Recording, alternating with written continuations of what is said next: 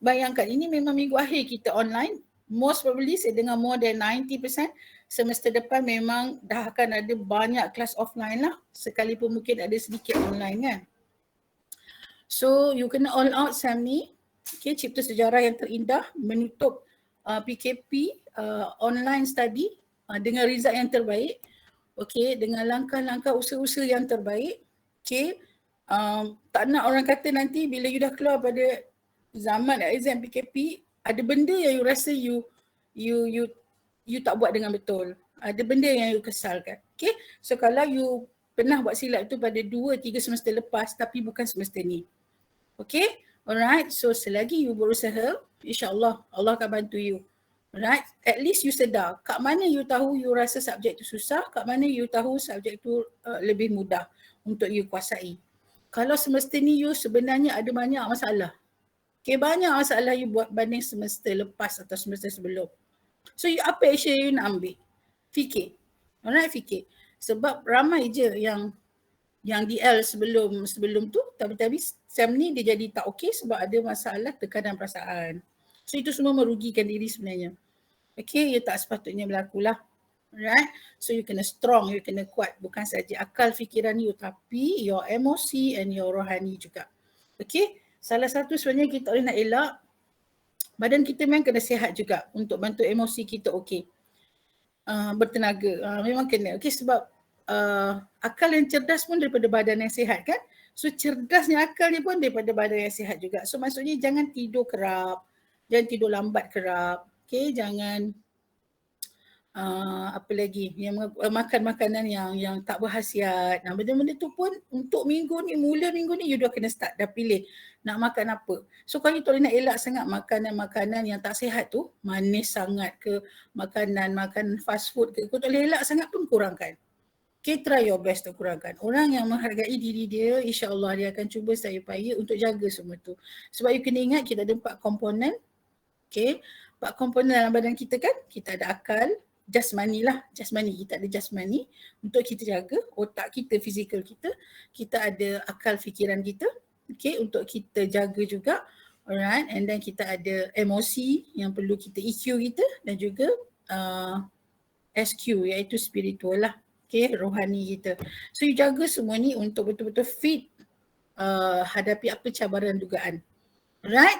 So susah macam mana soalan? Okay, betul kadang-kadang akal kita sebelum tu kalau fikiran you tak berkecamuk, hati you tak susah hati, you boleh jawab.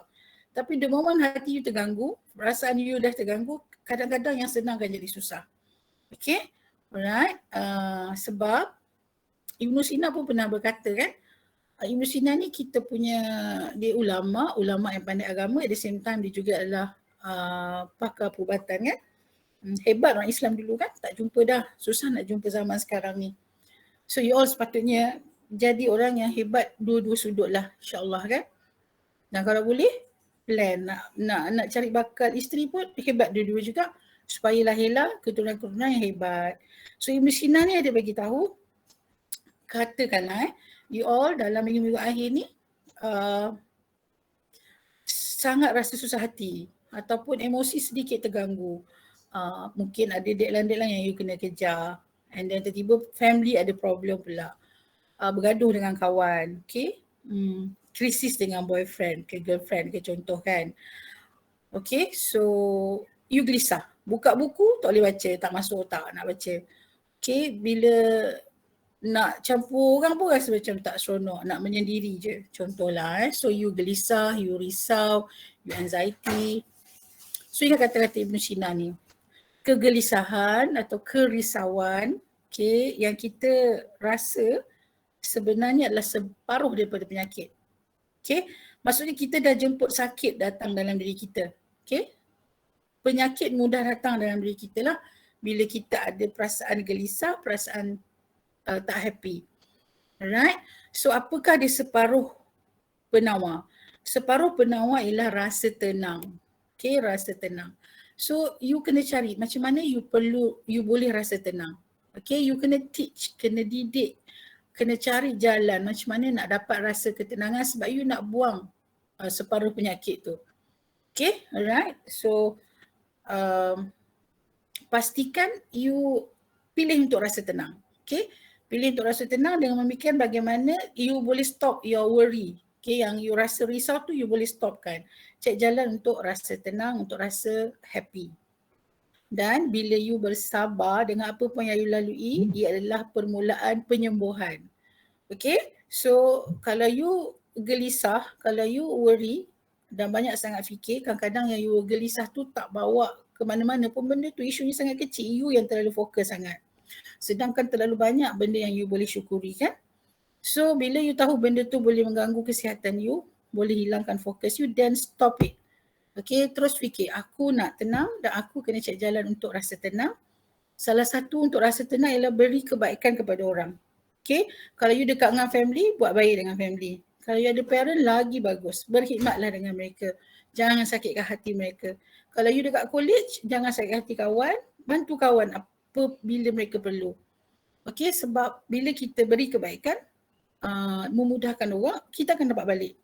What you give, you get back. Okay, so nak elak rasa gelisah, nak elak rasa risau, beri kebaikan. Okay, buat khidmat. Kalau you nampak mungkin toilet tu memang bukan tanggungjawab you pun untuk bersihkan. Tapi you nampak sinki tu kotor, bersihkan je. You akan rasa diri you sedang memberi khidmat. Bila kita memberi khidmat, kita akan rasa bahawa kita memberi manfaat kepada sekeliling kita. Dan itu membantu kita punya rasa tenang akan on lah. Sebab kita bukanlah orang yang tak ada apa-apa manfaat kan. So fitrah kita memang sebenarnya memberi. Kita akan rasa bahagia bila kita mampu memberi. Right? Di samping tu, you mula buka Al-Quran dengan lebih kerap daripada biasa. Kalau you tak biasa baca Quran pun, ambil je lah Quran tu, pegang Quran pun boleh rasa tenang sebenarnya. Tapi yelah, kita orang Islam kan, takkanlah kita nak pegang je. Okay, buka, tengok. Okay, pegang, buka, tengok, bacalah. Walaupun satu muka surat sahaja. Start baca Quran untuk dapat ketenangan. Okay, alright. Itu salah satulah, mudahkan urusan orang, Allah akan mudahkan urusan you. Atau you ada 5 subjek, satu subjek ni you lemah, satu subjek ni you okay. Cari kawan yang you rasa lemah subjek yang you okay tu, ajar dia. Okay, ajar dia. Okay, aku nak explain sikit lah topik ni, kau nak dengar tak? Nak sharpen aku punya kefahaman, macam tu. So explain, you explain apa yang you arif, you expert kepada kawan, insyaAllah. Kawan you pun akan happy, you pun akan happy dan Allah akan mudahkan urusan kita bila kita mudahkan urusan orang lain dan insyaAllah hati you pun akan tenang juga. Okay, alright, so amalkanlah benda-benda baik sepanjang minggu ini, minggu sampailah habis you exam. Okay, jangan buat krisis atau buat masalah lah. You jangan create lah. Salah satu kadang tanpa you sedar, you yang create masalah tu. Bendanya kecil je, you besarkan. Okay, so jangan besarkan benda yang sepatutnya boleh settle dengan baik lah. Okay, kena banyak bersabar. Okay, kena banyak bertenang. Sebelum nak beremosi tu, fikir balik. Emosi aku ni okey ke? Kan? So, emosi yang aku rasa ni membantu ke untuk aku fokus bila aku study? Kalau tak, terus break pattern. Okay, do something. Okay, buat kebaikan. Dan doa moga-moga apa yang you rasa, yang you risaukan tu akan pergi berlalu dan you boleh fokus sebab exam nak dekat dah. Okay, alright. So actually kita dah habis dah belajar sebenarnya kan. Kita dah habis topik yang terakhir dah. Okay, kita dah belajar kontrak, kita dah belajar agency, kita dah belajar hire purchase, kita dah belajar sales of goods, kita dah belajar negotiable instrument, kita dah belajar juga business organisation yang you all dengar daripada video yang saya share tu. So dah habis dah. So nanti you all nak quiz minggu ni ke minggu depan? You all rasa nak quiz minggu ni ke minggu depan? Quiz adalah topik mention system dan juga business organisation, objective question dan short question lah. You all nak minggu ni ke minggu depan rasa-rasanya? Madam open berapa hari tu? Ke sehari je? Satu hari je. Macam hari tu quiz 1 hari je. Contohnya kalau saya kata minggu ni biasanya Jumaat petang ataupun Sabtu lah. You all nak minggu ni ke minggu depan? Kalau minggu depan pun hari selepas hari Rabu lah macam tu. So you all nak minggu ni ke nak minggu depan? saya serahkan kat you all jugalah. Minggu depan. Minggu depan lah madam. Okay. Sebab minggu ni kita orang nak siapkan assignment madam. Okay, so Kita orang mungkin Kau nak kita minggu orang tak sempat nak ulang kaji macam tu madam. okay, so maksudnya bila minggu depan tu ada masa untuk prepare lah kan. Okay, so itu sebabnya saya bagi awak, saya ajar lecture awak awal-awal supaya awak ada masa lebih untuk siapkan tugasan-tugasan lain. Mungkin kadang-kadang awak nampak saya terlajak masa sikit. Sebenarnya untuk kebaikan you all juga. So saya rasa bagi sesiapa yang tak terasa pun macam geram dengan medium ni, kenapa extend masa kan, saya doakan you all boleh faham kenapa saya extendkan masa juga, ajar you lebih sikit masa sebab nak you all ada masa space sikit untuk minggu akhir ni lah. Okay, so you ada masa untuk prepare untuk quiz kita dan juga untuk subjek-subjek lain juga. Tapi tolong manfaatkan masa tu sebaik mungkin. Tolong manfaatkan masa tu sebaik mungkin. Alright, so kita buat keputusan. Quiz kita bukan minggu ni, minggu depan. So 2 topik je, iaitu negotiable instrument check tu dan juga business organisation ya. So kita terus decide lah. So minggu depan nanti harinya bila saya akan bagi tahu. Sama ada mungkin kita buat Jumaat juga ataupun lebih awal daripada tu. Okay, dia paling lewat pun Sabtu lah. Okay, tengok keadaan saya juga. Tapi lewat-lewat minggu akhir tu adalah Sabtu. Saya biasanya rancang selepas Rabu tu lah. Khamis, Jumaat, Sabtu. Nanti saya akan tengok overall lah. Yang boleh atau tidak. Soalan dia kena standard. Okay, alright. Ada apa-apa kan nak tanya sebelum saya tanya dan lecture revise topik business organisation. Any question from you all? Ada nak tanya apa-apa? Semua okay? Okay, kalau mustaqim no. Clear semua ya? Okay. So untuk business organisation, ada apa-apa nak tanya tak? You all dah dengar, lepas tu you all rasa macam ada benda nak tanya lah kat media, macam apa-apa nak tanya?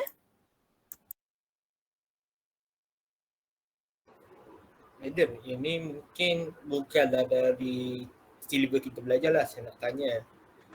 Saya nak tanya pasal, contohlah kita dah ada company besar. Okay. Kita dah ada company besar. Macam mana kita, apa orang kata, ciri-ciri nak hire seorang lawyer macam tu lah. Oh, okay. Dia tak kira nak hire lawyer ni ada company besar ke, tak ada company besar ke, tak ada company ke. Nak hire lawyer tu sentiasa boleh hire bila-bila masa perlu. Okay, contoh awak ada case yang affect you kan, then you boleh je pergi dekat legal firm yang you nak pergi, yang you rasa you dah study lah lawyer ni, pengalaman dia dah lama, you just pergi and buka file and bagi tahu isu apa. Okay, cuma kalau company besar ni dia ada juga okay, contoh kalau doctors kan, doktor klinik-klinik ni dia ada panel doktor. Okay, itu maksudnya doktor tu akan serve panel-panel tu lah. Panel-panel tu company-company.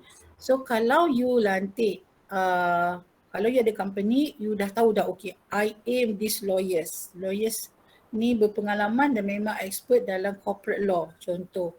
Then you boleh approach sahaja dia, tak bersusah lah. So lawyer of course suka. So dia ada klien tetap dia. Dia ada klien tetap dia untuk dia berurusan bila-bila ada kes yang berbangkit lah.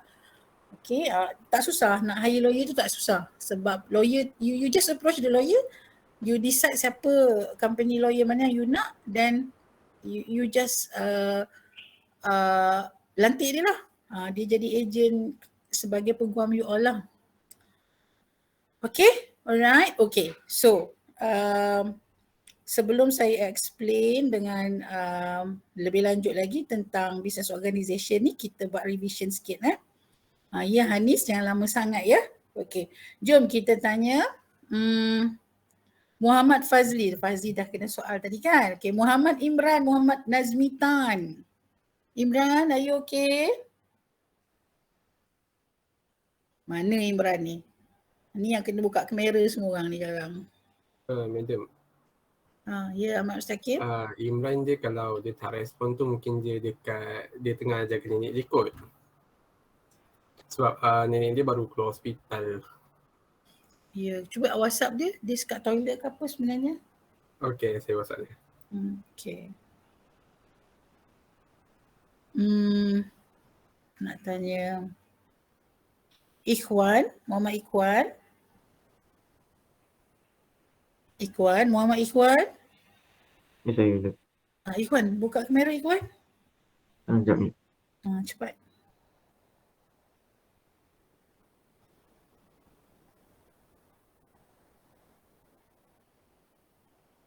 Saya tak check attendant yang tak attendant lagi ni.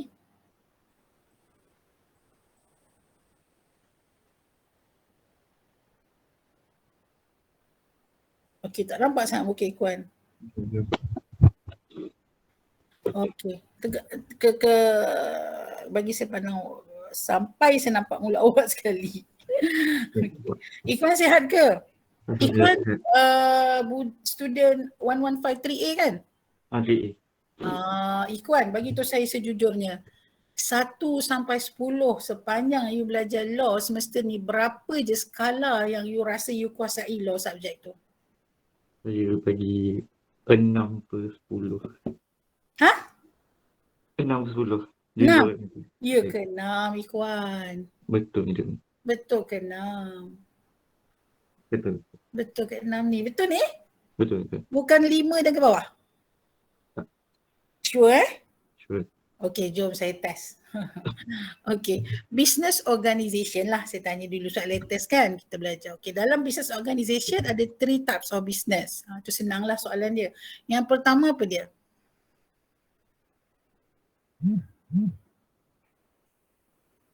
Yang pertama apa? Imran dah okey. Ni lambat Ikhwan jawab. Okey, Imran boleh buka mikrofon kan? Imran okey ke untuk di soal? Ya, saya ada. Sorry lambat ada. Awak tidur ke tengok nenek? Tak, tadi ibu panggil tolong sikit nenek. Oh, nenek sakit apa tu Imran? Ikhwan bersedia ya, saya tanya Imran sekejap. Nenek dia baru keluar hospital, dia baru lepas operate macam tu. Operate apa tu? Operate apa? Hati rasanya. Oh, hati. Lama duduk, lama warded? Warded hari tu dekat sebulan, lepas tu ni baru sampai rumah. Oh, lama juga. Nenek berapa usia? Dah 60 lebih kot. Oh, muda juga. Muda jugalah 60 lebih kan. Kuat lagi lah untuk lawan sakit tu insyaAllah. Cancer ke ataupun macam hepatitis B je macam tu? Saya tak pasti bila sebab saya waktu ibu lawat kat KL hari tu saya kena jaga adik kat rumah. So saya tak tahu sangat. Oh ya ke? So sekarang nenek kat rumah you ke? Okay. So kena bantu apa-apa ke bila nenek ada kat rumah? Sebab ada saya dengan ibu je kat rumah. Maksudnya bantu nenek makan ke apa tadi? Tadi macam tadi tolong buang kahak. Oh dia efek juga paru-paru dia semua ya? Ni macam masuk tube macam tu. Okay, alright. You have to serve the best lah kat nenek you you kena buat dengan enjoy. Kena rasa macam ni, ya Allah aku bersyukur diberi peluang untuk buat kebaikan kepada nenek aku dan dalam masa yang sama bantu ibu juga. You all kena nampak benda ni bukan beban lah. Okay, especially you akan tambah komitmen, maksudnya you punya masa you kena allocate untuk perkara-perkara tu. So tapi at the same time bila ada kelas, try your best to focus to the class lah. Kecuali tak boleh elak lah, tak boleh elak mak. Emergency juga mak minta tolong ke. Yang tu baru you kena tindak lah sebab 2 minggu je lagi kan. 2 minggu je lagi untuk you hadap kelas yang berjadual. So selain pada tu you atur masa yang terbaik lah untuk your study or your family. Alright. So semua orang Imran pun mungkin tak terfikir dalam perjalanan semester ni akan ada satu waktu yang dia kena spend time pula untuk tanggungjawab yang lain kan. Tapi you all kena rasa benda-benda macam tu adalah benda-benda peluang untuk you dapat pahala, peluang untuk you buat baik, especially dalam bulan Zulhijjah ni. Okay, Zulhijjah ni you all kena lebihkan zikir, lebihkan bersedekah kalau ada duit lah. Kalau tak boleh sedekah duit, sedekahlah tenaga, sedekahlah nasihat, sedekahlah apa-apa saja yang you rasa Allah suka. Okay, sebab kita nak berjuang kan, nak berjuang ke jalan yang lebih baik kan. So kena ni lah, kena rasa seronok untuk buat kebaikan tu. Okay, so Imran, tadi saya nak tanya Imran dan sebab Imran tak respon, saya tanya Ikhwan. So sebelum saya pergi kepada Ikhwan, saya nak cuba juga tanya Imran lah. So dalam business organisation, ada 3 types of business. Apa dia Imran?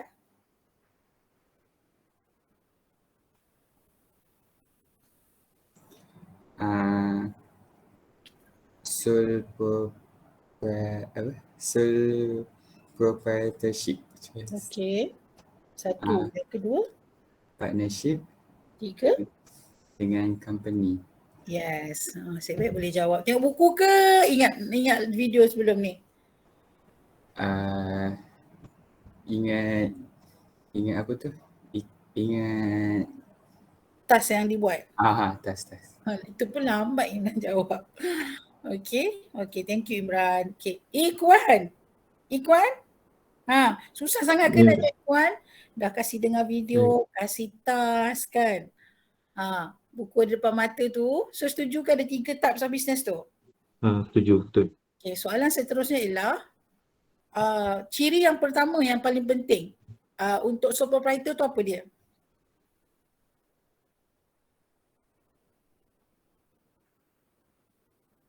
Cepat. Soalan paling senang. Dia mesti single individual. Lambatnya. Okey. Imran, Ikhwan boleh jadi sole proprietorship juga. Maksudnya Imran boleh buka bisnes. Katakanlah Imran habis je exam, cuti pula 4 bulan contohlah. 4 bulan cuti baru naik semester baru contoh. So Imran nak bisnes, nak jual burger kan. Nak jual burger, ada tempat yang sesuai nak jual burger kat pasar malam contoh. So Imran seorang jual pun dah dipanggil sebagai sole proprietor. Sole proprietor kelebihan dia adalah apa yang Imran keluarkan modal, banyak mana yang Imran keluarkan, banyak mana keuntungan pun Imran lah yang dapat. Okay, tak ada share dengan sesiapa lah sebab Imran adalah sole proprietor, orang yang satu-satunya keluarkan modal, orang yang satu-satunya provide skill, provide worker, provide facilities, dan juga bila dapat untung, dia akan dapat untung atas akaun dia sendiri. So kalau rugi pun rugi seorang, untung pun untung seorang juga. Okay, alright. So decision pun nak buat bebas. Sebab dia sendiri, dia tak perlu bincang macam partnership. Partnership paling kurang 2 orang kan. Okay, so whatever decision yang Imran nak buat pun dia tak pening sebab dia boleh buat keputusan atas kebijaksanaan dia sendiri. So kalau keputusan tu salah, dia lah tanggung akibat. Kalau keputusan tu bijak, dia yang dapat manfaat. Okay, berbanding dengan partnership, bila lebih daripada seorang, tak boleh buat keputusan seorang. Okay, untung pun kena bagi, ikut persetujuan. Alright, dan ada ciri-ciri lah untuk partnership. Untuk partner dia ada 5 elemen of partnership tu. Tapi untuk yang sole proprietor ni seorang je. So you all boleh faham lah. Saya rasa kalau saya tak explain further pun tentang sole proprietor ni, saya rasa you all boleh baca dan fahamkan sendirilah. Okay, tak banyak complicatednya nak faham sole proprietor tu. Atau memang ada soalan nak tanya tentang sole proprietor sebelum saya tanya tentang partnership? Anyone? Okay ke nak faham sole proprietorship tu? Contohnya Imran nak buka burger tu kan? Imran Enterprise contohnya. Imran Burger Enterprise. Ataupun Imran nak letak nama komersial sikit. Agak apa Imran nak letak? Cuba test sikit. Nama apa nak letak kat nama bisnes awak tu? Itu benda fikir lama ya. Imran Hebat Burger Sdn Bhd contoh kan. Sdn Bhd tak boleh. Sdn Bhd tu company. Okay. Alright. Dan 4 bulan Imran berniaga 4 bulan. Okay. sebab dia cuti sampai 4 bulan kan, tapi 14 hari atau 2 minggu sebelum dia nak belajar, nak sambung belajar balik, dia nak dissolve lah, dia nak tamatkan perniagaan dia. Tak susah, okay.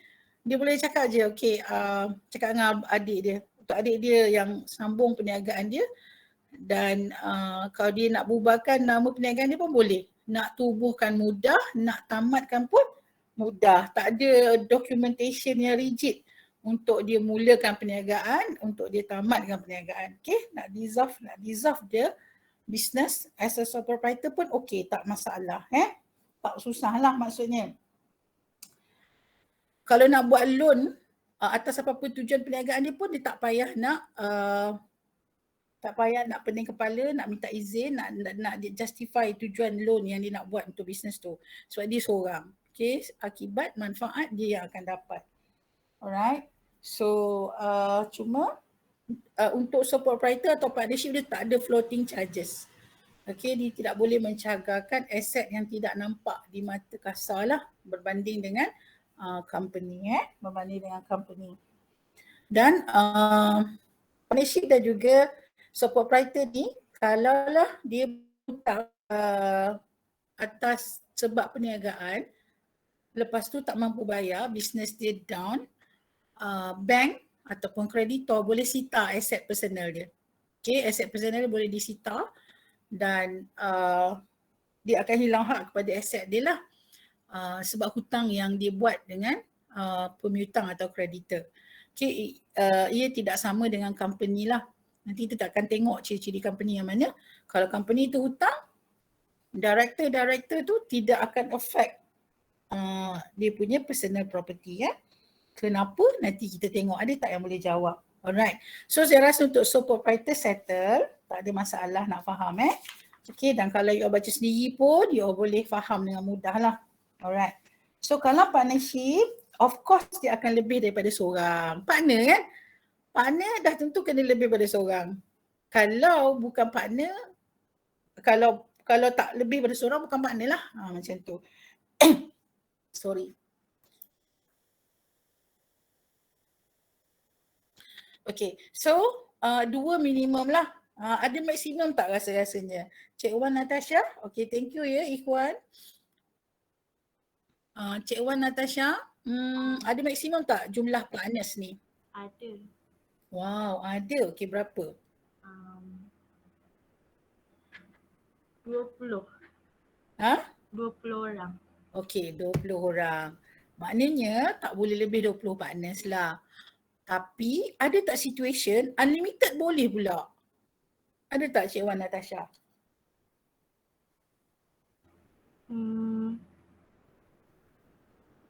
Ada. Okay, apa dia?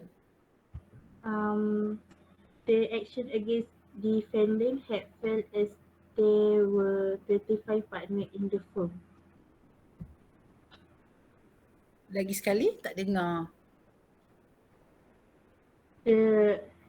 The action against the defendant had failed as there were 35 partners in the firm. Maksudnya apa tu?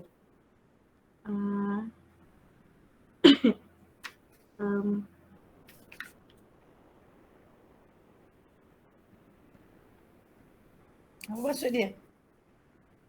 Maksudnya ada action berlaku dengan defendant yang gagal sebab diorang ada 25 partner dalam satu organisation. Okay, soalan saya ialah ada tak yang unlimited partners? Boleh tak? Ni yang awak bagi tahu adalah bila lebih salah kan? Betul? Betul. Lebih 20 boleh diambil tindakan. That is why firma yang ada more than 20, dia dah breach the element of partnership. So apa-apa action yang dia nak ambil akan batal, fail. Apa-apa action nak ambil akan batal, akan fail sebab dia lebih dari 20. Sebab ciri-ciri partners ni dia adalah maksimum 20. Soalan saya ialah kepada Natasha, ada tak yang unlimited for partners ni sebenarnya? Ada tak? Ada kot. Tak ada. Tak ada tu maknanya tak baca lagi. Okay, tak ada. Ada madam. Tak baca. Siti Anira ada tak? Ada madam. Ada. Alhamdulillah. Okay, macam mana situasi boleh lebih unlimited tu? Kalau partnership dia tu untuk professional practice. Contohnya. Bahagian dalam macam mana saya nak beritahu?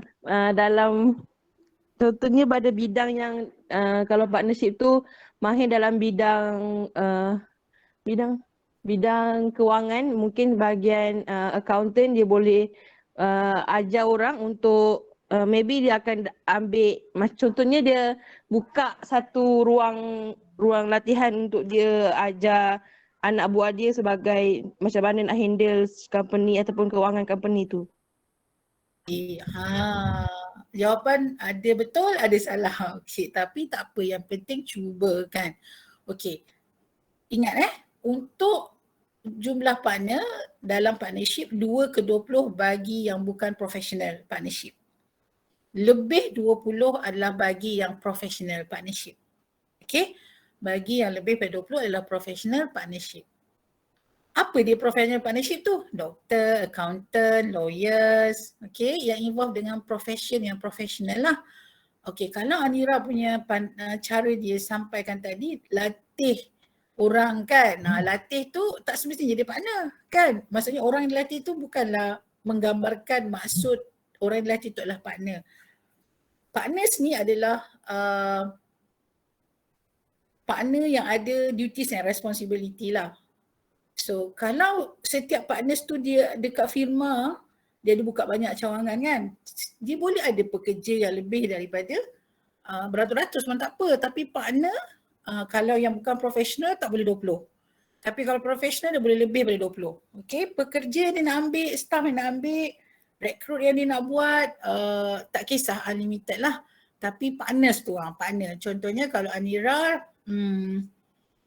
buat bisnes yang bukan profesional, Amira kena pastikan 20 je maksimum. Sebab kalau lebih dari 20 nanti tindakan undang-undang nak diambil kata seorang yang buat masalah dengan firma you tak boleh buat. Sebab you dah jadi partnership yang void. Bisnes yang void lah. And then tapi Anira boleh je nak ada 500 pekerja, kan makin berkembang kan. So nak hire pekerja dengan partner tak sama. Okay, you boleh hire lebih. Sama juga dengan sole proprietor, walaupun dia seorang, bisnes dia atas nama dia, tapi dia boleh je hire pekerja ramai. Okay, cuma biasanya orang yang sole proprietor ni, dia punya kekurangan ialah dia bila semua seorang nak handle lagi beban lah kan.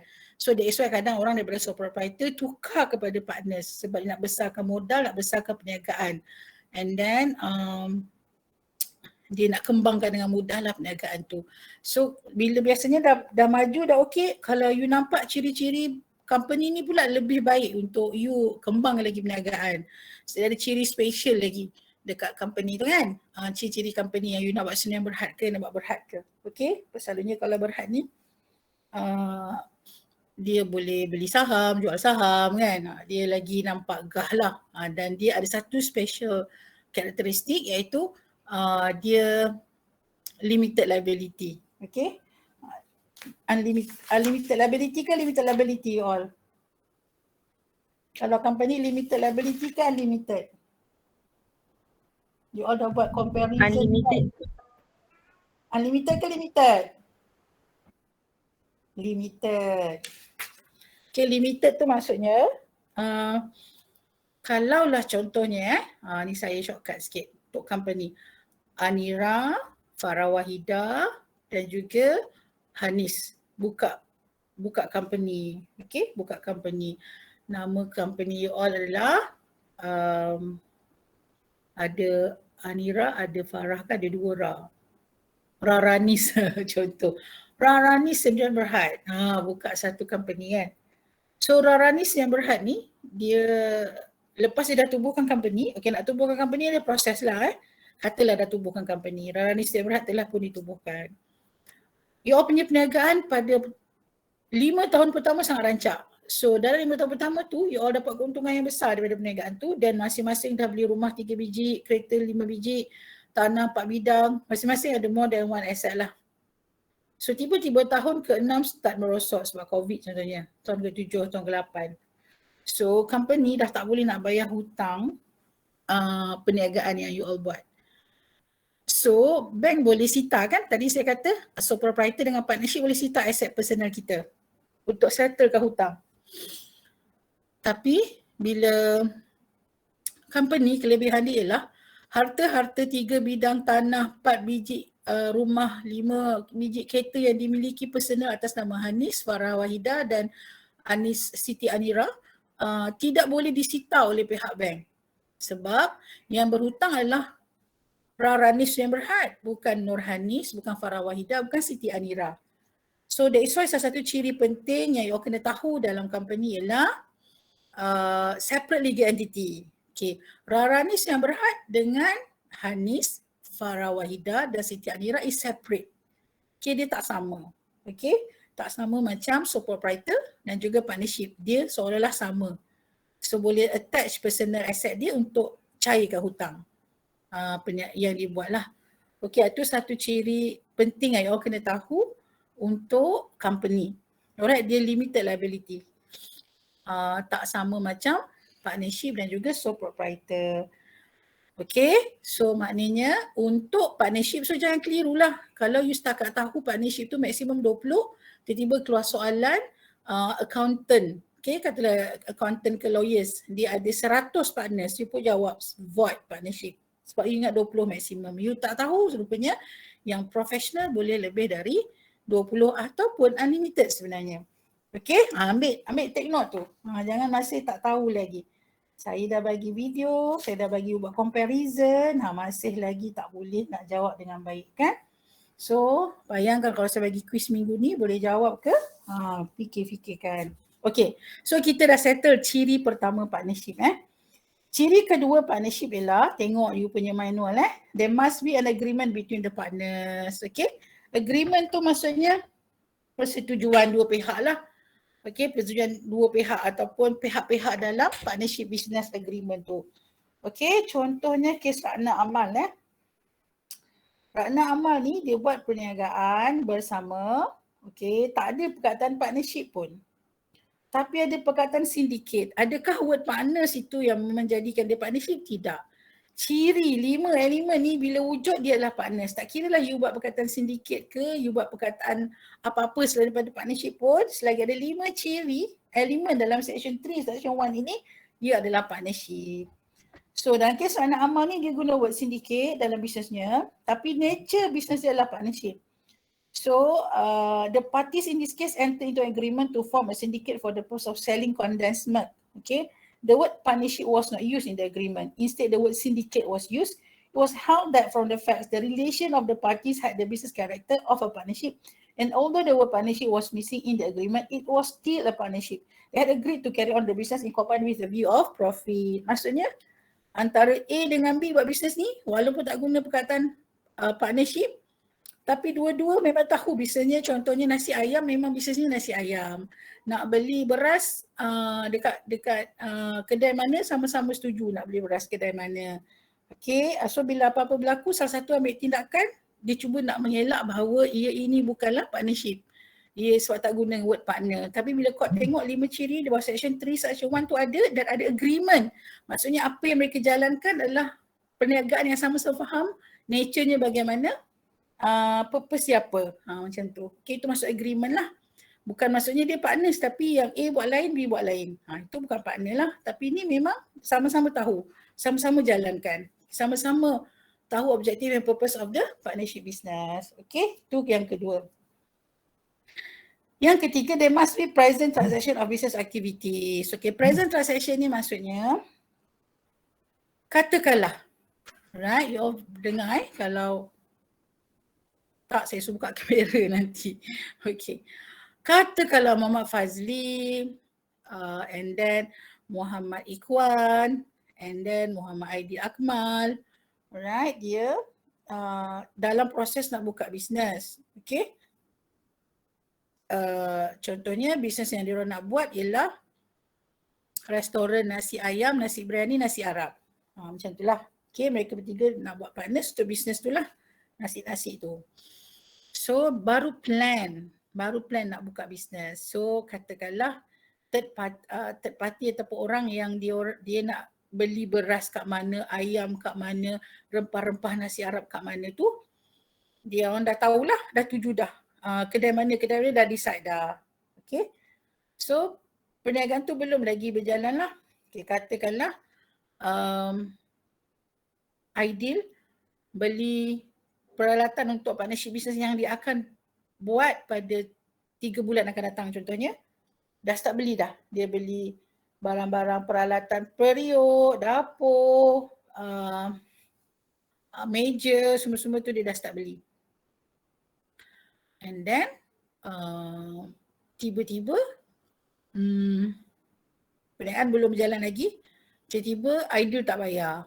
Bila Ideal tak bayar, kedai Acong lah kata Ideal pergi tu kat kedai Acong. Acong pergi cari pula Ikhwan supaya Ikhwan bayar semua yang Ideal beli. Okay, so mahkamah kata perniagaan tu belum lagi berjalan. So tak boleh lah ambil tindakan dekat partners lain sebab mereka belum lagi laksanakan perniagaan tersebut. Belum mula lagi. Okay, itu yang berlaku dalam kes Spicer and Mansell. Okay.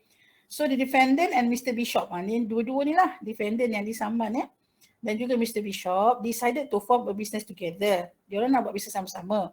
So Mr. Bishop ordered goods from the plaintiff. So dia pun order lah barang daripada plaintiff which were to be used by the firma yang dia nak buat lah.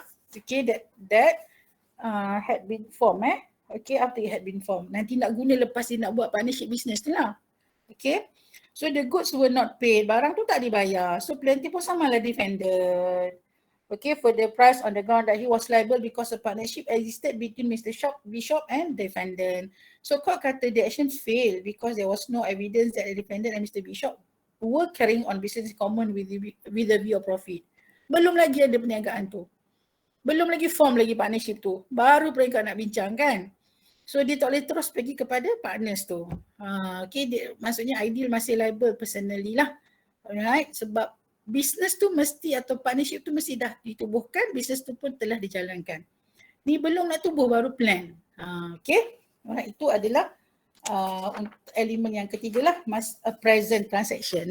Okay, yang keempat, each partner is an agent to one another. Yang ni pula kalau dah form partnership tu, dah start business. Masa ni barulah boleh kan.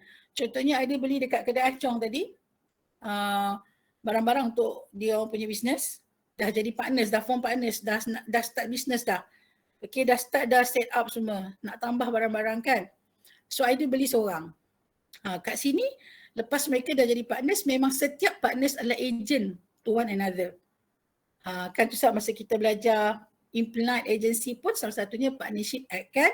So salah satu daripada partners tu adalah agent antara satu sama lain. Kalau seorang yang buat kerja, dia akan membabitkan seorang lagi. So selain daripada kita minta dekat Ideal, okay, boleh juga minta dekat Ikhwan, boleh juga minta dekat seorang lagi siapa ada 3 tadi kan. Boleh minta Alright, itu maksudnya agent of one another. Ali, Abu kalau dia obtain loan pun daripada partnership business, dua-dua liable. Bukan seorang je. Walaupun Abu je buat ataupun Ideal je buat. Ikhwan pun liable sama. Okay, last sekali adalah nak jadi partnership business, the purpose of partnership is to gain profit. Bezanya apa? Ada juga kita berpartner-partner kan, tapi bila kita berniaga bukan nak cari untung. Kita nak buat kebajikan. Kita jual amal kan. Kita berniaga ni dapat untung, nak tolong orang susah, nak tolong anak yatim, nak tolong ibu tunggal, nak tolong asnaf, nak tolong orang berniaga, macam persatuan contohnya. So kalau perniagaan itu bukan niat untuk dapat keuntungan, dia bukanlah partnership. Tak covered under Partnership Act. Okay, so macam kes Sohot Bank kan. It was held that a Chinese loan association was not a partnership because it did not conduct business activity for the purpose of getting profit, but it was only to help some people to secure loans. So kalau kerja-kerja kebajikan lah, macam ni pun nak tolong orang yang nak mulakan perniagaan, dia bagi loan. Okay, dia disaman di bawah element of partnership. So kau kata tak cukup elemen partnership dia. purpose business dia adalah charitable, okay, bukannya to gain profit. Right, nah settle dah 5 elemen tu. Kalau you all exam online kan, offline kan, soalan ni popular juga. Disuruh discuss section 3, section 1 dan bagilah elemen-elemen tu. You kena support dengan case lah okay. Alright. Kalau soalan ni keluar, dia jarang keluar dalam bentuk problematik. Kalau tengok pasir lah. So kalau nak jawab pun tak susah. Student kalau offline biasanya yang paling popular daripada kontrak sebab saya memang tekan betul-betul kasih faham kan. Selalunya dia akan sayang kalau tak jawab walaupun banyak nak belajar. Yang kedua, student akan pilih higher purchase. Dan yang ketiga, student biasanya suka pilih business organisation ni lah. Dia nampak lebih mudah. Right?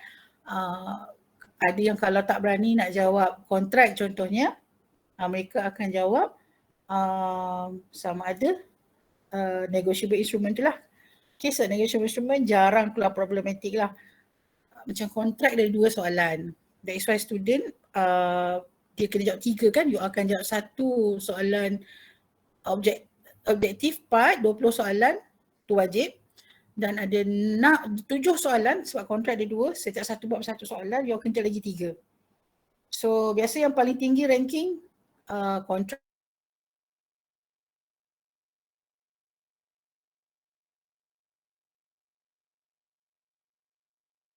Soalan tinggi, ketiga lah business organisation lah. Right, so you all akan diuji dekat quiz je. So sepatutnya tak ada masalah untuk sekolah. Okay, alright. So seterusnya kita akan pergi kepada dissolution of partnership. Okay, kalau tengok dekat manual tu, dissolution ni maksudnya apa Anis Farhana? Maksud dia pembubaran. Pembubaran. Bagaimana partners tu boleh dibubarkan? Jumpa kat mana buat pembubaran tu? Dekat ke surat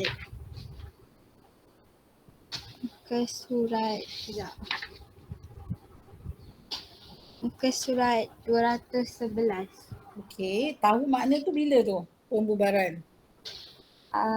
Baru hari ni ke apa? Tak tengok video hari tu. Okey, tahniah. Okey, pembubaran lah. Tadi kita belajar macam mana partnership tu terbina kan, ada 5 elemen.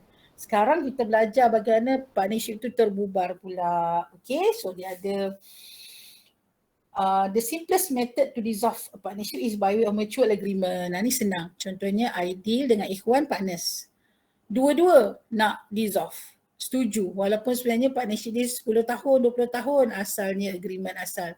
Tapi tiba-tiba masing-masing ada komitmen lain ke ataupun perniagaan tu tak nampak kemajuan dia, tak nampak dia boleh sustain. So masing-masing buat keputusan, kita dissolve lah partnership kita. Belum lagi 20-30 tahun kan, dia dissolve. So mutual.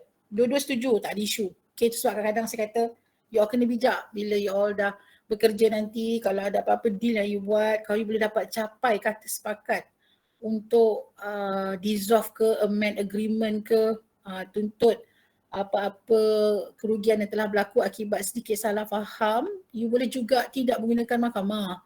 Okay, dengan kebijaksanaan you berunding, a win-win situation. Win-win ni biasanya akan ada loss sikit. Contoh, terpaksa lah dalam keadaan tertentu, selain pada win-win, you akan loss sikit tapi you tak akan loss sebesar yang sepatutnya lah. Dan kadang-kadang lebih loss lagi kalau you bawa ke mahkamah. Okay, so kalau you dapat capai seni mutual agreement ni, negotiation, bijak berbincang kadang-kadang damage memang dah berlaku. Kalau tengokkan memang you kena pergi mahkamah untuk fight. Tapi sometimes you kena timbang juga, adakah ia berbaloi. Okay, kadang berbaloi, kadang tak berbaloi.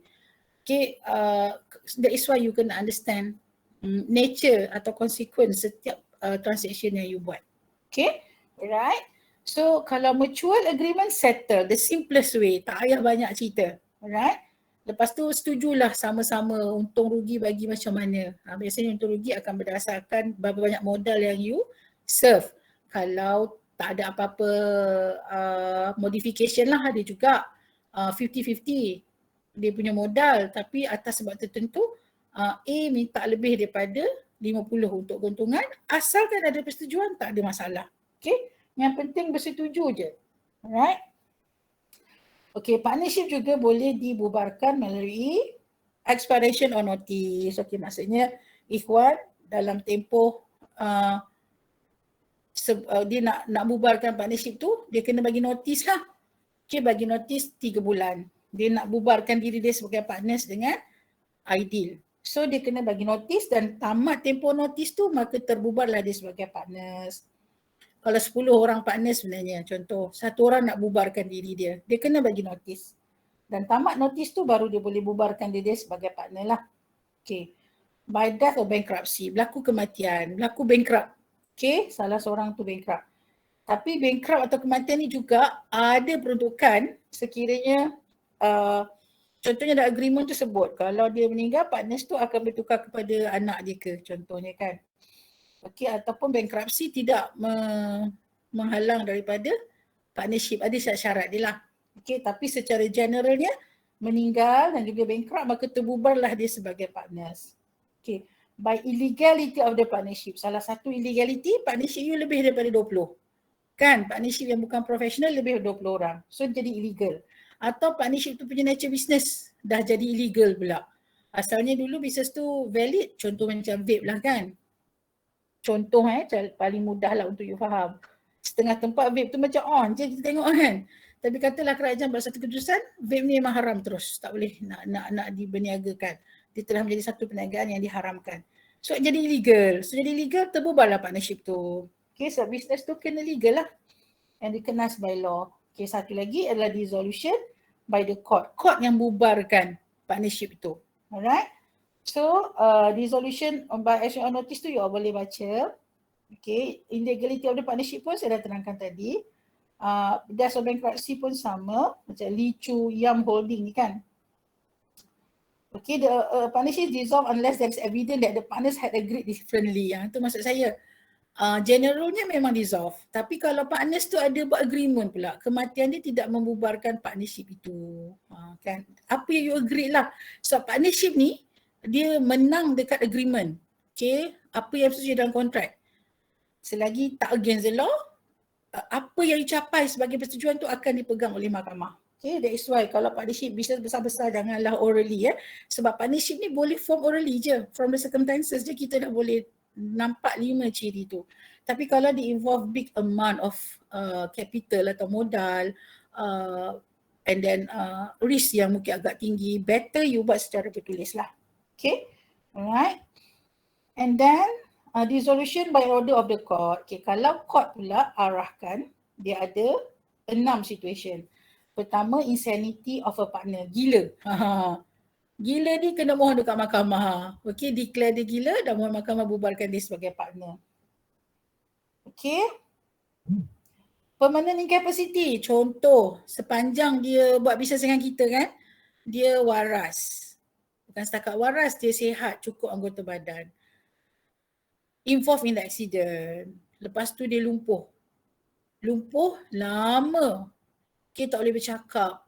Tak boleh bergerak. So sedangkan bisnes kita perlukan fizikal kan. Perlukan fizikal, perlukan dia turun padang, perlukan tenaga dia kan. Tiba-tiba dia dah tak boleh buat apa-apa pun kecuali terbaring saja. So dah permanent incapacity. Okay, ketidakboleh upayaan itu dah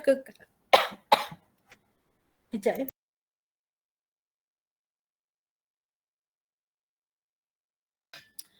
Ketidakupayaan tu jadi permanent. So boleh juga mohon kat court kita bubarkan dan explain kenapa dia perlu dibubarkan sebagai partners lah. Apatah lagi kalau semua partners tu involve accident dan semua permanent incapacity kan. Dah tentulah terbubarlah bisnes mereka. And then willful and persistent. Okay, sebelum tu, a conduct calculated to prejudicially affect the carrying on of the business. Kalau tingkah laku yang dibuat oleh partners tu memprejudis dan menjejaskan perjalanan bisnes partners tersebut juga boleh dibubarkan. Kita yang akan explain dekat court lah untuk bubarkan dia sebagai partners. Kan kita tengok case Willful and persistent breach of the partnership agreement. Dengan sengaja. Okay, contoh katakanlah one partner ni katalah Hanif. Contoh je Hanif. Hanif okey Hanif? Hanif dengar ke tidak? Ke tak ada dekat belakang tu Hanif Johari? Tengok tu. Dua hari kau tak buka kamera macam ni lah. Hanif Johari, are you there? Di call Hanif. Dia suruh buka kamera semua orang ni kan. Kan rasa macam cakap sorang-sorang.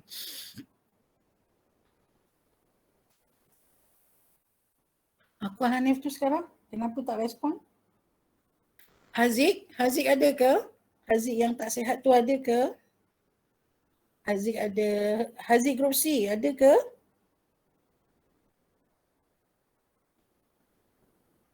Haziq tadi WhatsApp tak sihat katanya tapi dia nak cuba join. So nak tanya ada ke tak? Nampak macam dia join tadi. Haziq ada dua kan? Haziq Group C.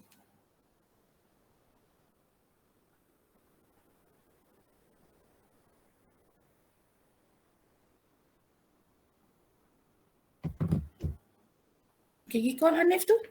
Siapa punya kelas Hanif? C, D ke A? Hanif kelas apa Mustaqim? Bukan kelas awak? Bukan. Bukan. Kelas apa Zakwan?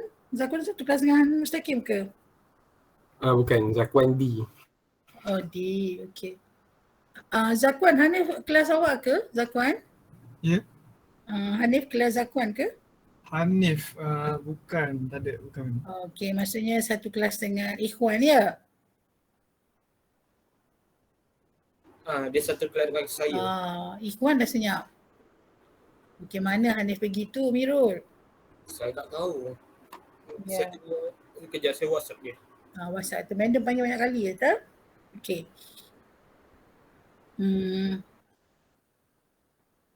Hanis Yuni dah settle dah Hanis?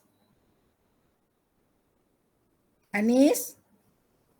Wah takkanlah sampai sekarang tak settle lagi Hanis Yuni. Saya Madam. Lambatnya respon. Buat apa? Buka kamera sikit saya tengok. Hanis.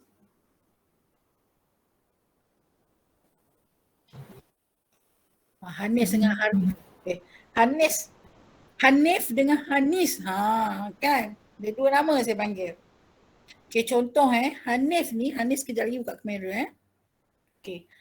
Hanif ni contohnya, dia sepatutnya sebagai partner ada duty dia. Okay, dia kena turun padang untuk tengok perniagaan, katalah construction ke apa kan, seminggu sekali.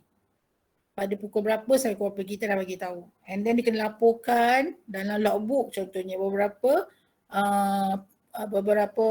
maklumat penting. Dan dia kena ada office dalam 3 hari sekurang-kurangnya contoh. Tapi Hanif ni consistently breach setiap duty dia tu. Okay, kita kata seminggu sekali turun padang dia tak datang pun sebulan sekali je. Okay. And then 3 hari kena ada kat office, tak ada pun, 1 hari je dia ada kat office. Kita suruh laporkan maklumat penting, dia tak lapor pun, tak buat laporan. So dia dengan sengaja, persistent, dengan sengaja langgar agreement yang telah dipersetujui. Pun kita boleh mohon mahkamah bubarkan dia sebagai partners. Another situation is carrying on business at loss. Rugi je berniaga-niaga sebagai partner, asyik rugi je kan. Pun salah satu sebab boleh mohon dissolve partnership tu. Atau last sekali adalah kadang-kadang dia tidak tersenarai di bawah 1 sampai 5 situation. Dia bukan faktor gila, dia bukan faktor permanent incapacity, dia bukan faktor calculated to prejudicially affect career or business, bukan sebab dia willful breach ataupun dia loss. Tapi ada faktor lain yang menyebabkan bisnes tu terjejas juga. Okay? Yang menyusahkan, yang memudaratkan contohnya. So dia mohon dekat mahkamah, mahkamah akan nilaikan dan mahkamah akan beri pembubaran partners tersebut sebagai partnership apabila mahkamah merasakan adalah adil dan wajar untuk dia dibubarkan atas alasan-alasan dikemukakan oleh partner lah. So mahkamah yang akan nilaikan lah. Okay. Tu biasanya memang adil lah. So adil dan saksama. Sebab kadang-kadang apa yang tersenarai di luar apa yang berlaku dekat partnership business kita kan. So kita pergi court, kita explain, mahkamah akan nilaikan adil ke tak adil, bubarkan dia sebagai partners selain daripada 5 perkara di atas. Okay. Alright, so kalau kita tengok kes Carmichael Evans in this case the partner was convicted of travelling on the railway without ticket and with the intent to defraud. Dah lah travel tanpa tiket tu dah salah. Dan niat dia memang nak menipu. So it was held that the conviction was detrimental to the partnership business. So kesilapan dibuat oleh partner ni memberikan nama buruk kepada partnership business mereka. Okay. So court setuju untuk dia dibubarkan. Nampak tak nama baik company tu, partnership tu, perniagaan tu juga penting untuk kita ambil kira. Berbanding dengan kes JM Lewis, okay, seorang partner ni nak declare yang tindakan partners tu affect, menjejaskan perjalanan perniagaan mereka. Okay, the court found no misconduct pula dalam JM Lewis. Okay, one of the partners was on leave. Okay, partner dia leave. Okay, cuti lah, dan cuti yang diambil adalah daripada bulan 3 sampai bulan 6. Maksudnya sepanjang dia cuti dia tak dapat nak perform lah. Tak boleh nak tunaikan duty yang telah disetujui dalam agreement kan. So bulan 3 sampai bulan 10. 3, 4, 5, 6, 7, 8, 9, 10. 8 bulan dia mohon cuti, leave lah. So sepanjang dia bercuti tu, right, partner ni tak puas hati lah. Dia kata dia dakwa dan nak minta supaya partner yang cuti sampai bulan 10 tu untuk di-dissolve sebagai partner. So the other partner alleged that his failure to devote full-time services as a partner amounts to gross misconduct. But the court disagreed and did not order dissolution. Okay. Tapi mahkamah tak setuju pula sebab mahkamah tak nampak perbuatan itu menjejaskan nama baik company, menjejaskan perjalanan perniagaan, bukan company business partnership itu. So mahkamah tak pun bubarkan dia sebagai partner. Maksudnya mahkamah nampak okey bila dia mohon leave, maksudnya ada persetujuan telah dibuat dan memang leave tak boleh lah dia nak perform dekat perniagaan partners tu kan. So kalau dia tak setuju daripada awal lagi lah sepatutnya dia tidak bersetuju. So maknanya whatever yang you bawa ke mahkamah, mahkamah yang akan pertimbangkan lah adakah wajar alasan yang you mohon tu untuk bubarkan dia sebagai partner. Okay? Alright. So settle lah untuk partnership. So sekarang kita pergi kepada company. Okay, sementara kita lagi pada company, Hanis, tak buka lagi. Memang tak nak buka. Cuba buka. Kalau you dah buka, lepas tu okay, kalau you tak nak buka tak apa. Kalau betul lah you kata ada internet problem kan. Okay, so saya bagi tugas ke Hanis. Kita break 5 minit. Okay, so kita minta Hanis bagi apa dia incorporation and effect lah.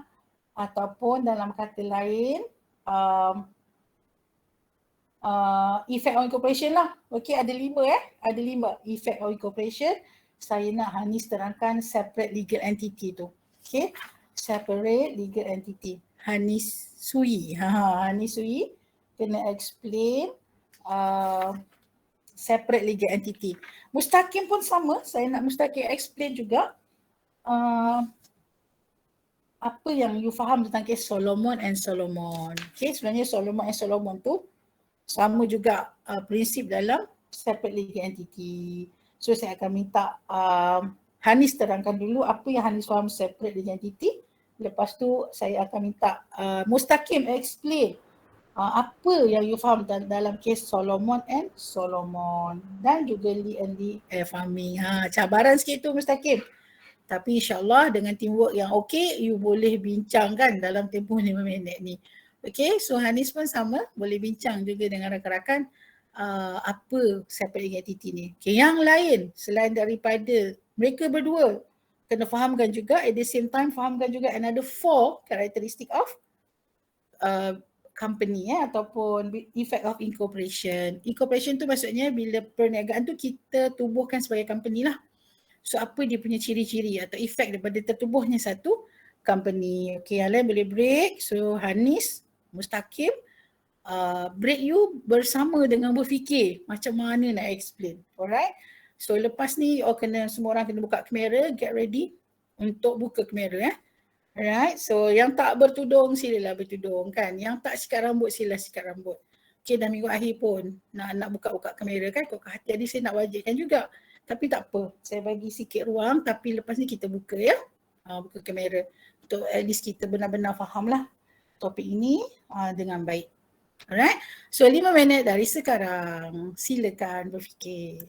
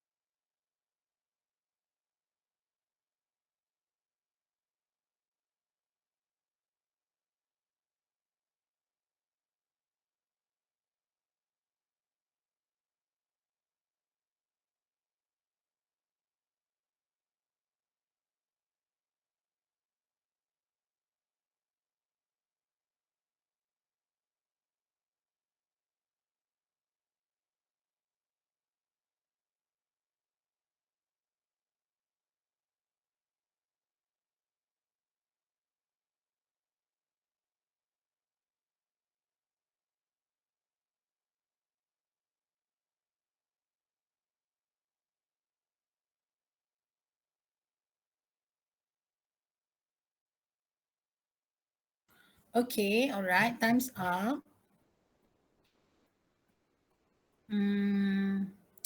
Okay Hanis, silakan Hanis.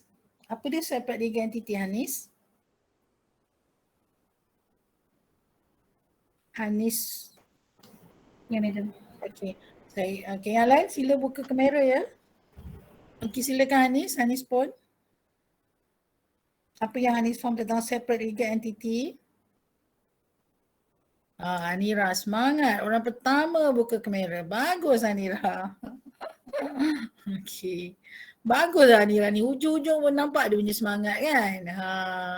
Agaknya dia dapat A tak Anira? Sam ni law. InsyaAllah Madam. InsyaAllah Untuk semua subjek rasa-rasanya boleh tak? Apa Madam? Untuk subjek-subjek lain tu dapat A juga tak? InsyaAllah boleh. Yakin boleh Zulhijjah ni doa yang terbaik. Buat banyak amal. Moga-moga Allah dengar doa kita lebih daripada hari-hari biasa. Nira? Okay, alright. Yang lain mana tak buka kamera ni? Haziq Rushdan okey ke Haziq?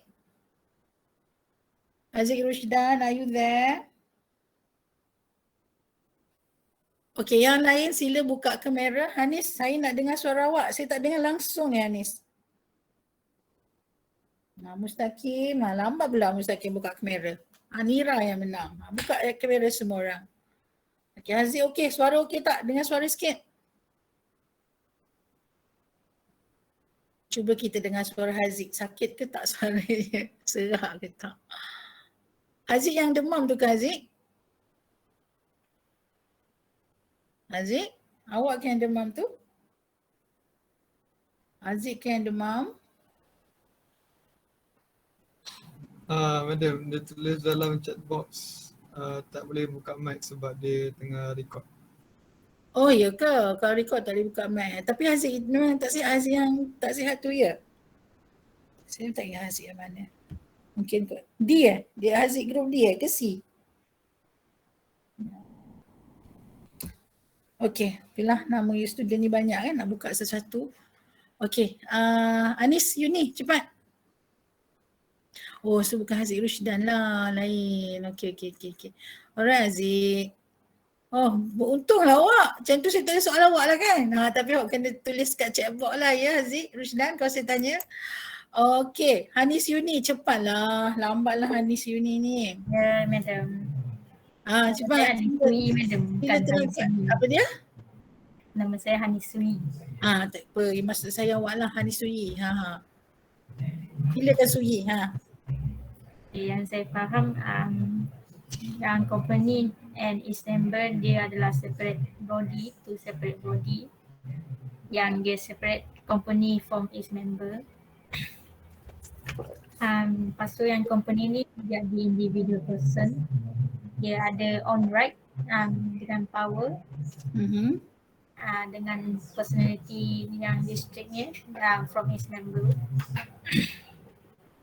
Lepas tu member of the company ataupun shareholder ni dia tak boleh make liable for the debts and liability untuk company tu. Lepas tu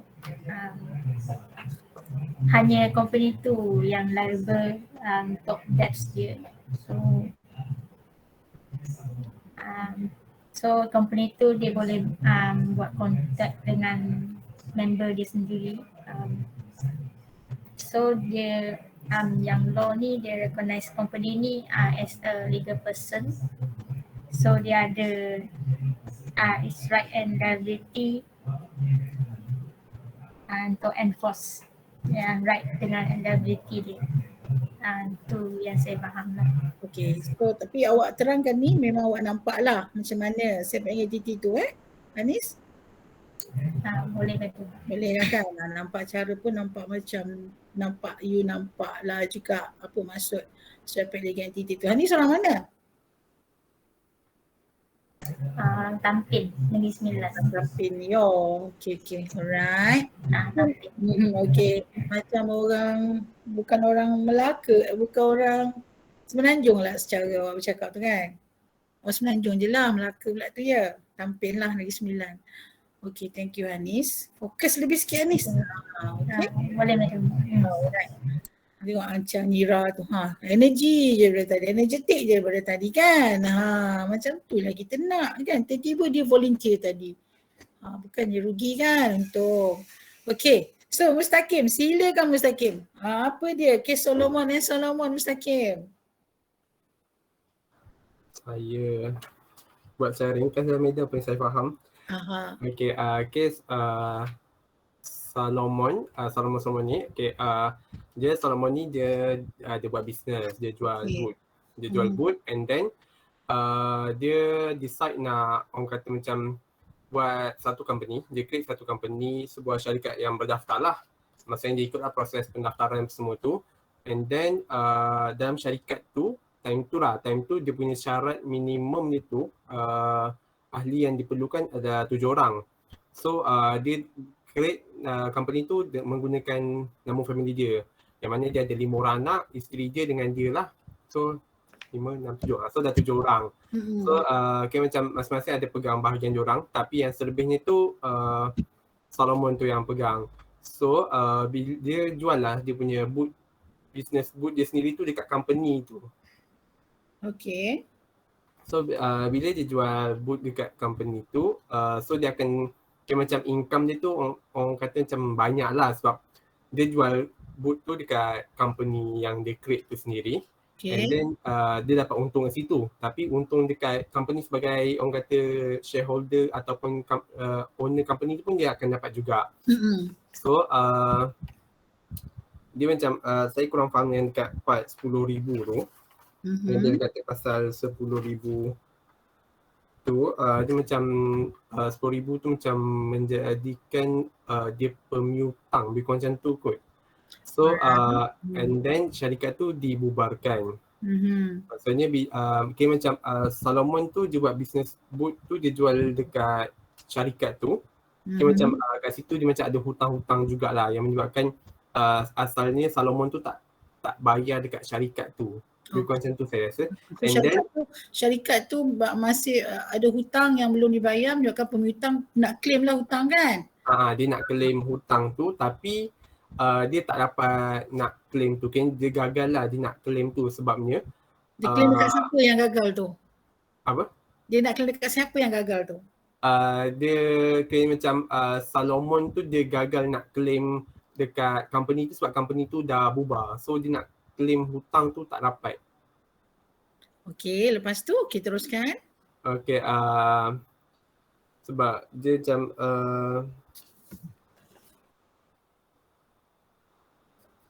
macam dia nak claim benda tu tak dapat sebabnya macam relate dengan section 18 dengan section 18 kalau tak silap saya.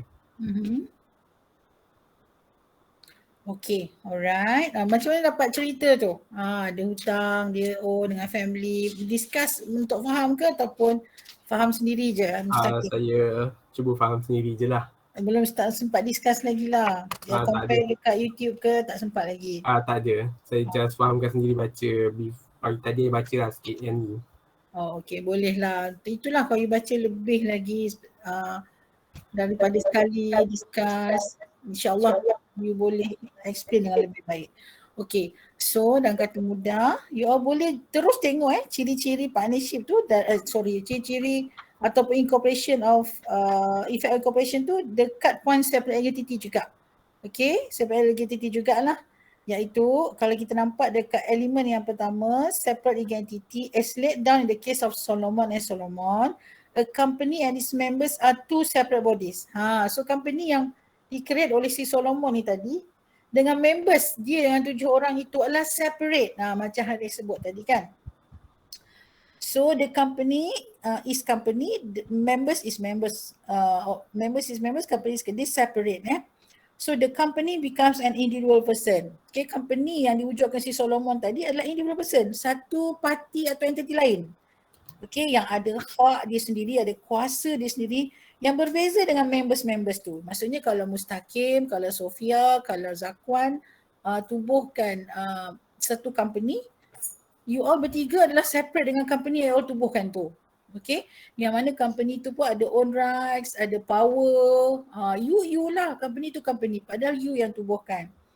Okay, so thus members of the company or the shareholders cannot be made liable for the debts and liabilities of the company. So bila pemiutang ni minta hutang dekat Solomon dan juga shareholders dia, mahkamah kata tak boleh lah sebab yang berhutang dengan pemiutang atau kreditor tu adalah company tu, bukannya Solomon atau members walaupun dia own fully paid shares. Okay, right, nak menunjukkan betapa company dengan members tu separate.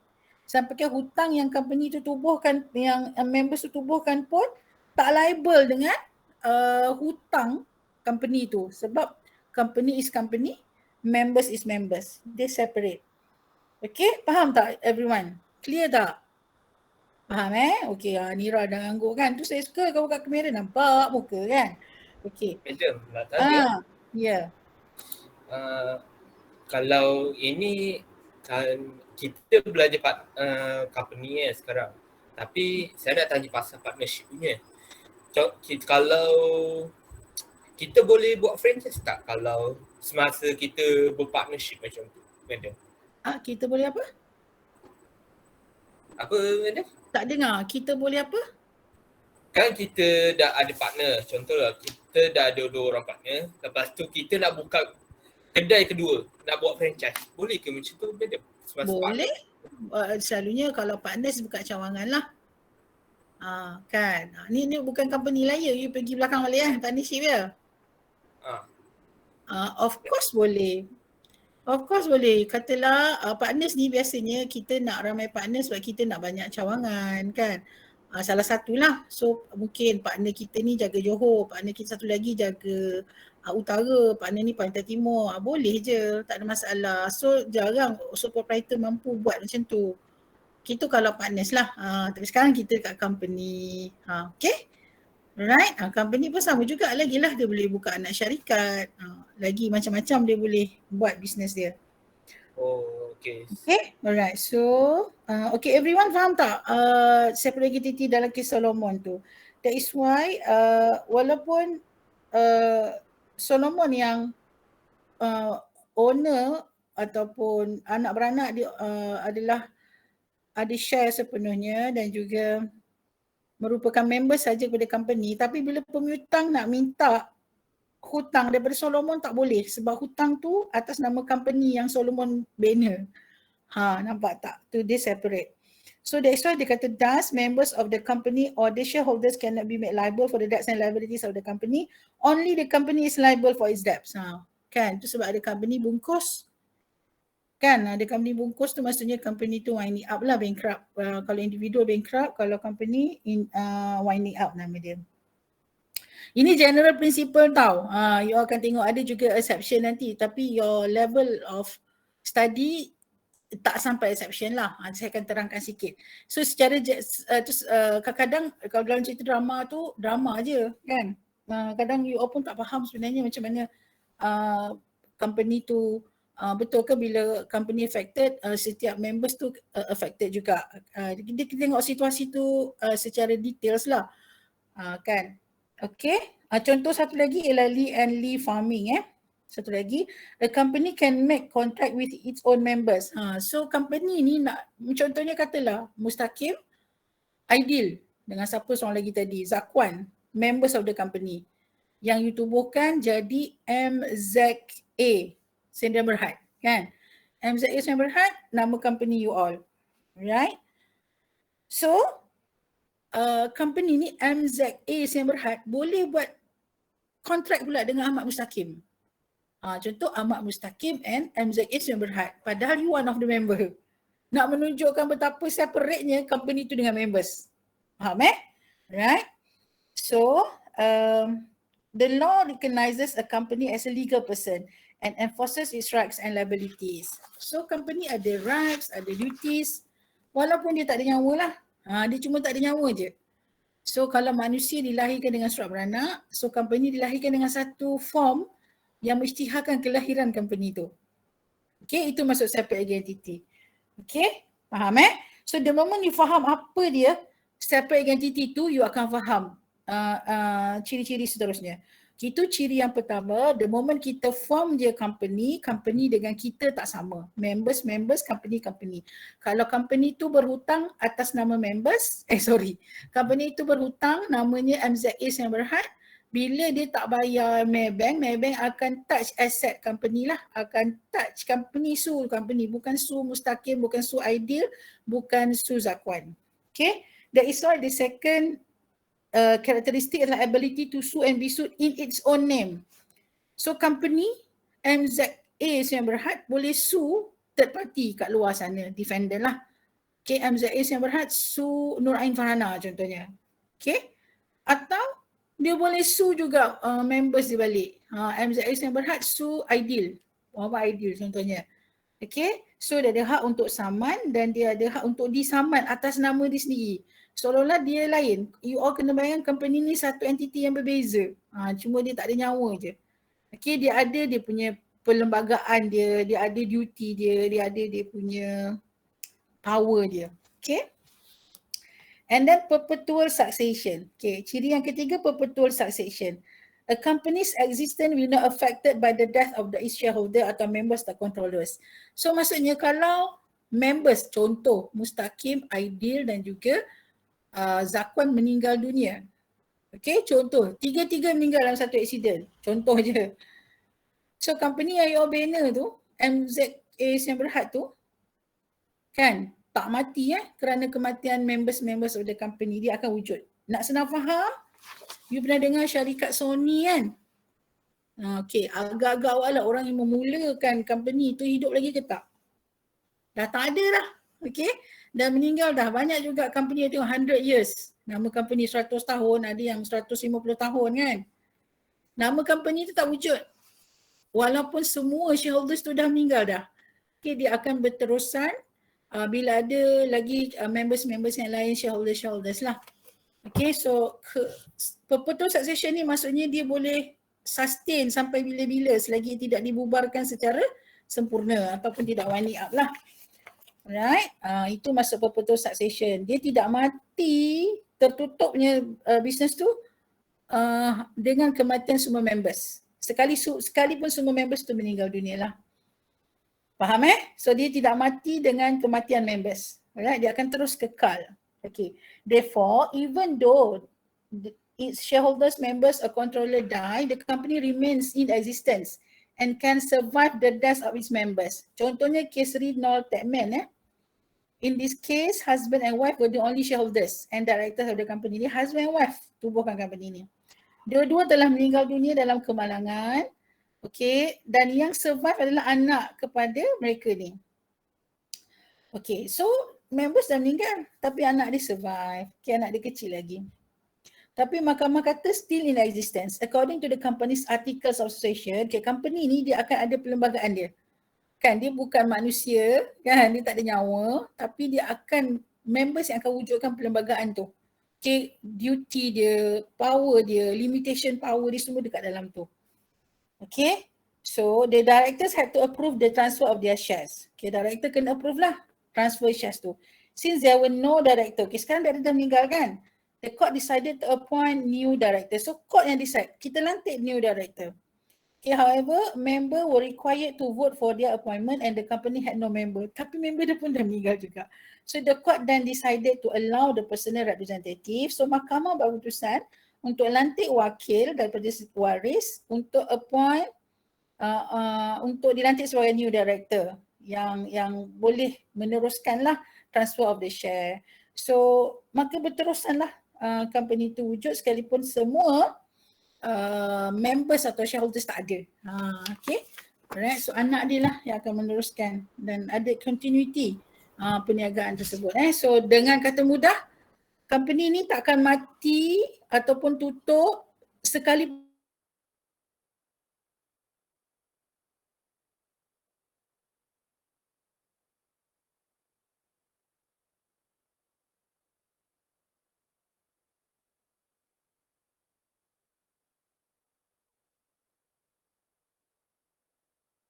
lepas tu harta members adalah lepas tu boleh saman, boleh kekal kan, of course kita akan faham ability to own properties pun company boleh lah. Katalah Mustaqim MZA Sdn Bhd kan. Beli kereta you all beli kereta atas nama MZA Sdn Bhd. So itu bukan kereta Mustaqim. Beli tanah atas nama MZA Sdn Bhd. Itu bukan kereta Ideal. Beli pejabat. Itu bukan pejabat Zakwan. Okay. So itu adalah company. That is why bila hutang, asset you personal yang you dah kumpul tak akan disentuh oleh pihak bank. Bank akan sentuh harta atas nama company. Okay, harta atas nama company. Jadi sebab apa company boleh own property? Dia boleh ada harta dia sendiri. Right, itu kelebihan you form company lah. You dah kumpul harta yang banyak. Bila berlaku masalah company tu ada difficulty dari segi kewangan ke contohnya, so kalau dia tak bayar hutang, company tu tak bayar hutang, dia tak boleh touch you punya personal property. Dia kena touch company lah sebab yang berhutang tu company, bukan you as a members. Okay, that is why ability to own property. Company boleh ada harta atas nama dia. So you punya harta you, company punya harta company. Okay, tanah ke rumah ke and whatever lah. So you boleh faham berdasarkan kes Makaurah ni. In this case, the owner of a timber estate sold all the timber to a company which was owned almost solely by him. Okay. Dia ni ada timber. Timber tu apa? Sofia Balkis. Mustaqim, timber tu apa? Bukan timber gayung Timber tu apa? Sekejap kita usi Elham. Ada ke tidak? Elham, what is timber? Balak. Cik baik, jumpa kat mana tu? Saya tahu. Memang tahu Okay. Alright. So Makaurah ni dia adalah owner of the timber estate. Okay, dia owner timber estate tu dia punya. Dia mungkin seorang masa tu, belum buka company lagi. So dia jual semua timber dia kepada company. So company tu dia punya juga. Okay, harta dia sold, dia jual kepada company. Almost solely by him. Mungkin 90% atau 99% dia punya. He was the company's largest creditor. Okay. Right. And then he insured the timber against fire. But in his own name. Lepas dia dah jual kepada company, dia pun insuredkan semua aset dia atas nama dia. Sebab dia rasa dia punya kan. Asalkan dia punya, lepas tu dia jual, dia tubuh company, dia jual kat company tu, so dia pun insurance kan lah all the asset atas nama dia lah, bukan nama company. Apa yang berlaku ialah berlaku kebakaran dan semua kayu-kayu tu rosak dan terbakar. And then dia tak risau sebab dia rasa dia dah insured kan aset-aset dia. Tapi awak rasa company insurance tu nak bayar tak? Dia berhak claim tak? Anira, dia berhak claim tak Anira? Insurans tak boleh bayar. Okay, company insurance tak nak bayar kenapa? Okay, kita minta Ideal macam mana Ideal? Boleh ke company insurance tu tak nak bayar? Ideal, Ikmal. Zakwan, bantu Zakwan. Nanti bagi tahu Ideal Madam panggil kenapa tak respon. Zakwan? Sebab? Yang mana? Sorry, tak dengar. Sebab apa? Sebab apa tak boleh company tu, company insurance tu nak bayar ke tak bayar dan boleh ke dia tak bayar?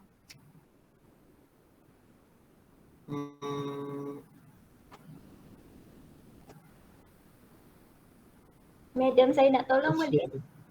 Sorry Madam. Sekejap Sofia. Okay. Okay, saya suka awak punya offer tu. Zakwan, awak dengar tak soalan saya? Putus-putus Madam. Saya tengah. Okay, kalau awak terasa putus-putus, baca tak kes Makaurah tu?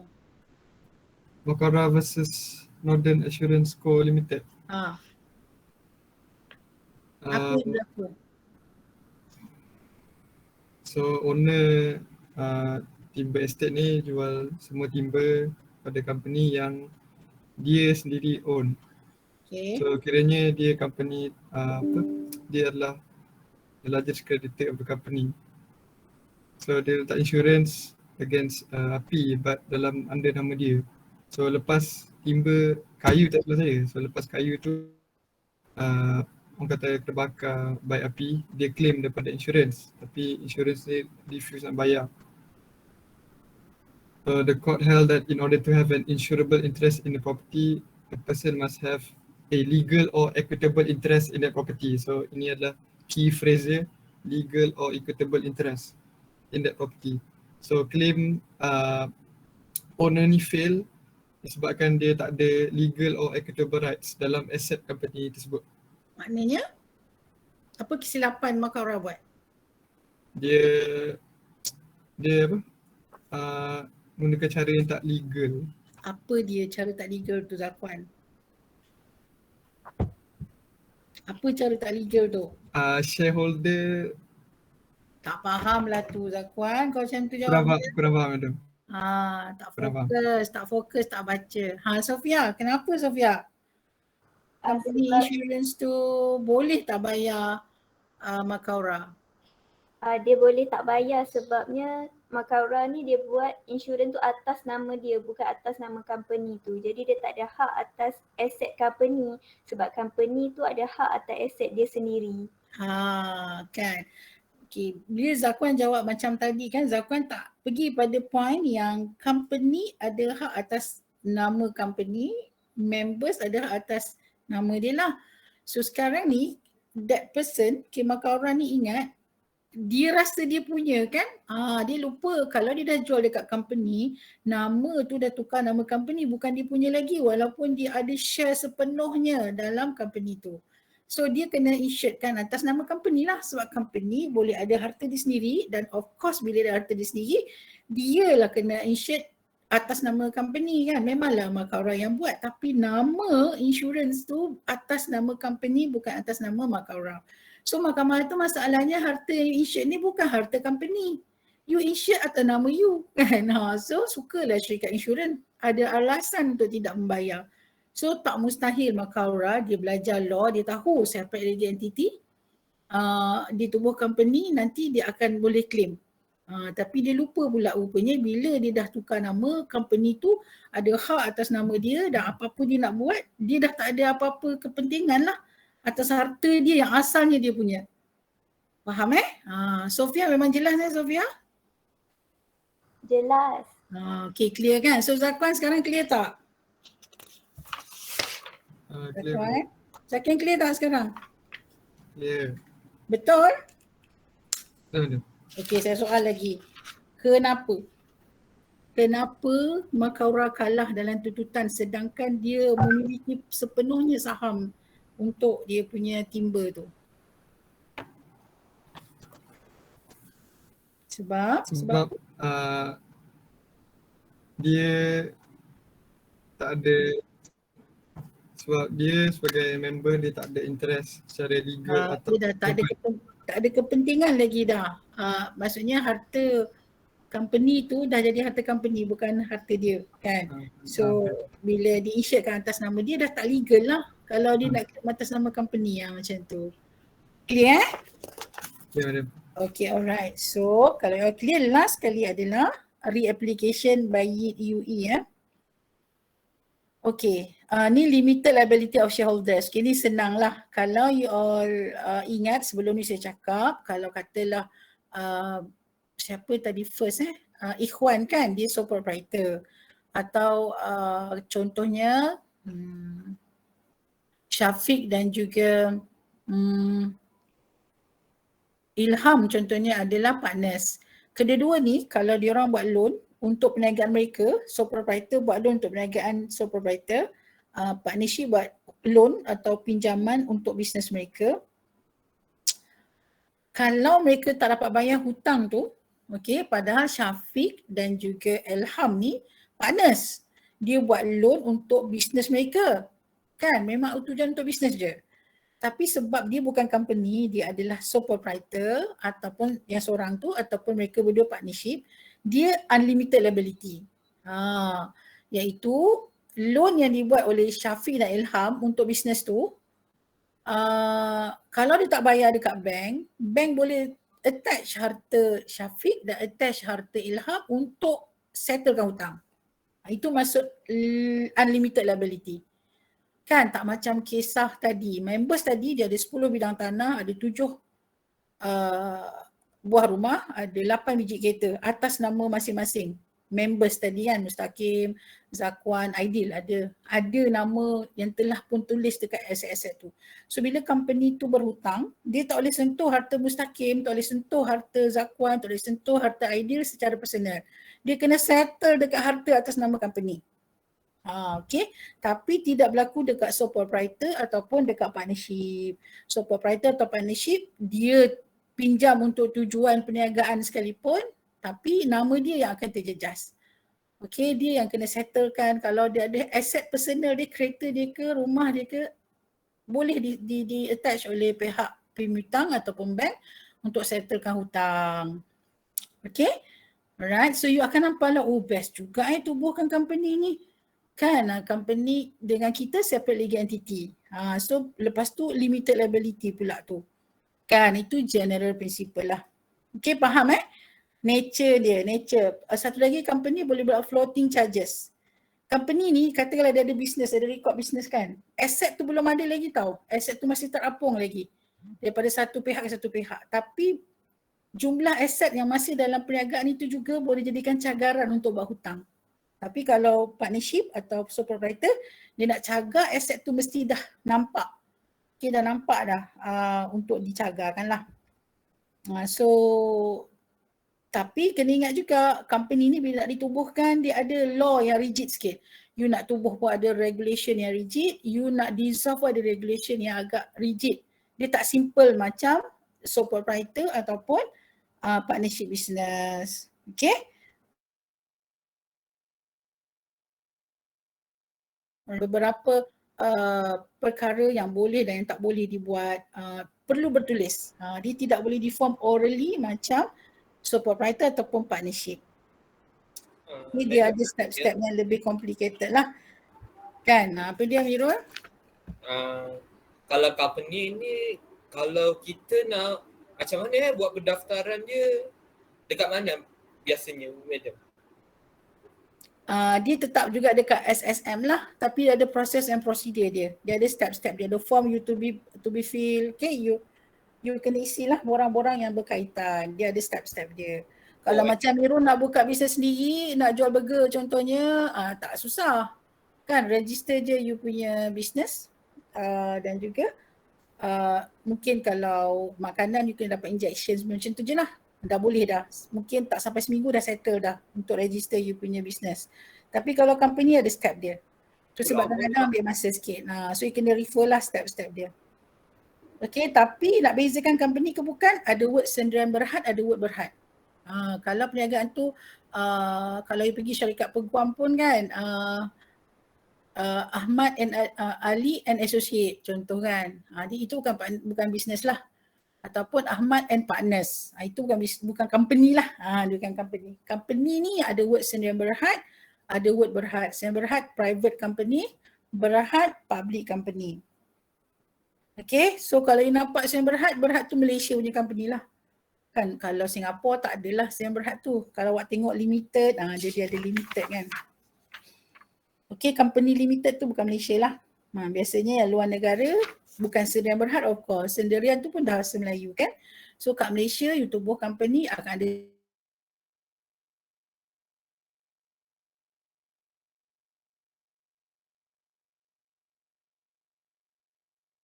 student, you akan jadi detail semester akan datang lah, tapi untuk you all belajar basic je lah. Basic je. Tapi yang ni you all boleh carilah knowledge kat mana-mana, tak susah. Okay, so sebenarnya you belajar sampai situ je, tapi saya bagi tahu juga, lifting the veil ni maksudnya apa? Siapa tu masuk lifting? Siapa tu masuk lifting?